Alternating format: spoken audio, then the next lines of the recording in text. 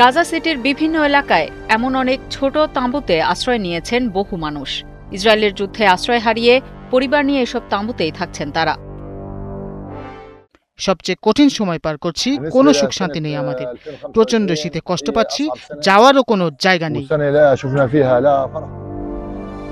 এমনই অবস্থা গাজার বেশিরভাগ মানুষের।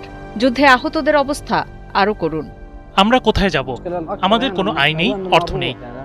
সবচেয়ে বড় সমস্যা হলো আমাদের কোনো বিকল্প নেই। আমার মতো আহতদের অবস্থাই সবচেয়ে খারাপ। অসুস্থদের চিকিৎসার পুরোটাই নির্ভর করছে ত্রাণের উপর। সেই ত্রাণও বন্ধ করে দিয়েছে ইসরায়েল।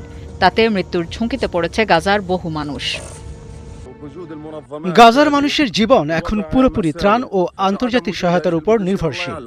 বেশিরভাগ মানুষই বিদেশি সহায়তার উপর নির্ভর করেই চলেছেন। এসব ত্রাণ বন্ধ হয়ে গেলে কি হবে আল্লাহই জানেন। গাজা উপত্যকার প্রায় পুরোটাই ধ্বংস করে দিয়েছে ইসরায়েল। ফলে ক্ষুধা ও ব্যাপক দুর্ভিক্ষের মধ্যে পড়েছে গাজার মানুষ।